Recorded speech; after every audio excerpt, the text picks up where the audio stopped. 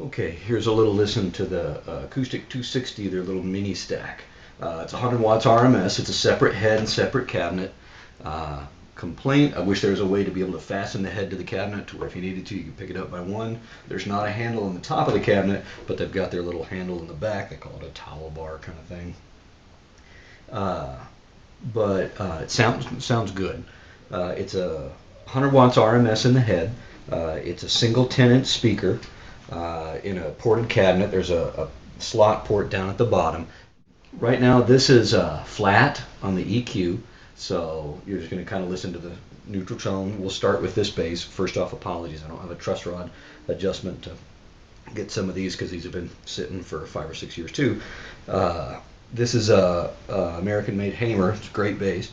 It's got passive pickups that are custom wound by DiMarzio, so it's kind of like a traditional precision or jazz style sounds. Play with your fingers, get you a little idea. Again, this is EQ flat. This is passive neck pickup by itself.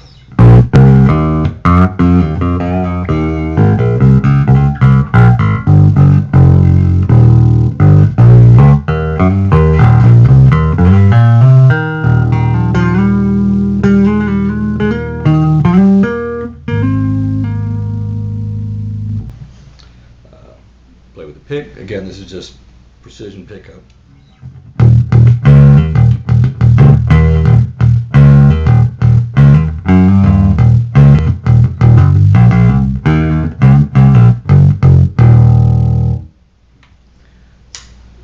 Again, if you listen to the difference between the passive and the active input, all it's going to do is just a resistor in there that takes a signal level and drops it down. So if you have an active pickup or an active tone circuit in your bass and it's got a stronger output, keeps you from overloading the preamp. So same thing, no change.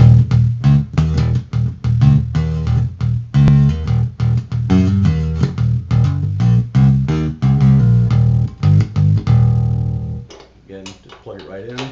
You'll notice the volume difference.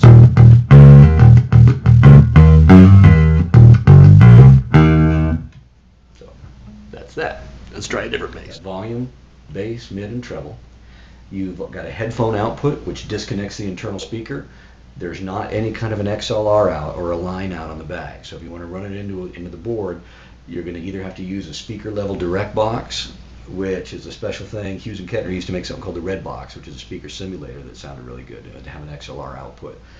Again, that's kind of old school, but it was a good piece.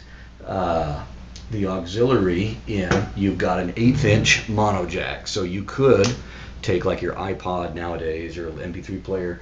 I've got an old school drum machine, 1/4 inch. Bought this adapter at Radio Shack, 1/8 inch mono, 1/4 inch female. Plug it into that, plug it into here, and now you've got access straight to the power amp section. You can still play your bass through it. But whatever you do here, the volume control doesn't affect it, the EQ doesn't affect it. So the only volume is going to come off of whatever you plug into it. So make sure you have it turned down before you start it, otherwise you'll wind up blowing your head out. Drum machine, you can kind of hear, it gives you something that you can play along with. Yeah, it's no fun that it doesn't have the line out, but then again, this wasn't intended to be everything. It's a nice little amp you can practice around the house. Like I said, you can do a little coffee shop gig if you got a couple of acoustic guitars or a moderately sane drummer. I don't know, if you're quiet. It just depends what you're trying to do. But this is what gives you an idea of what it sounds like. You can play along with it.